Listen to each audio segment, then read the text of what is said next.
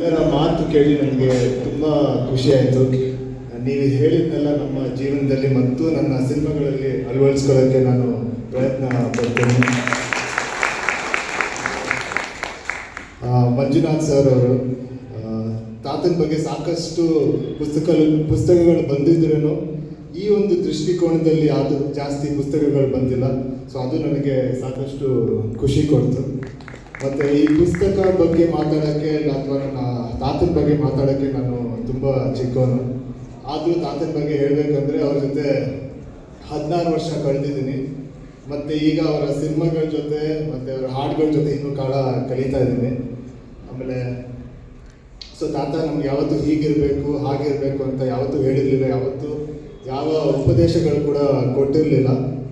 ಆದರೆ ಅವರ ನಡವಳಿಕೆನೇ ನನಗೆ ಒಂದು ಮಾದರಿ ಥರ ಇತ್ತು.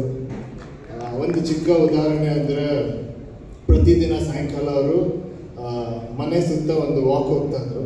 ಸೊ ಅಲ್ಲಿರುವ ಒಂದು ಯಾರ್ಯಾರು ಕಾಫಿ ಕುಡಿದು ಗ್ಲಾಸ್ ಬಿಟ್ಟಿರ್ತಾರೆ, ಇಲ್ಲ ನೀರು ಕುಡಿದು ಗ್ಲಾಸ್ ಬಿಟ್ಟಿರ್ತಾರೆ, ಅದನ್ನ ಎತ್ಕೊಂಡು ಹೋಗಿ ಅಡುಗೆ ಮನೇಲಿ ಅವರೇ ಇಡ್ತಾಯಿದ್ರು. ಅದನ್ನ ನೋಡಿ ಅವ್ರೇನು ಹೇಳೋದೇ ಬೇಕಾಗಿರ್ತಿರ್ಲಿಲ್ಲ. ಅದನ್ನು ನೋಡಿನೇ ನಾವು ಕಲ್ತ್ಕೊಳ್ತಾ ಇದ್ವಿ. ಮತ್ತು ಇನ್ನೊಂದೇನೆಂದರೆ, ಇವತ್ತು ನಾನು ಏನೇ ಇರಲಿ, ನನಗೆ ಏನೇ ಪ್ರೀತಿ ಸಿಗ್ತಾ ಇರಲಿ, ಏನೇ ಸಿನಿಮಾ ಮಾಡ್ತಿರಲಿ, ಅದೆಲ್ಲ ಬಂದು ನನ್ನ ತಾತನಿಂದ ಮತ್ತು ಅವರ ಶ್ರಮದಿಂದ.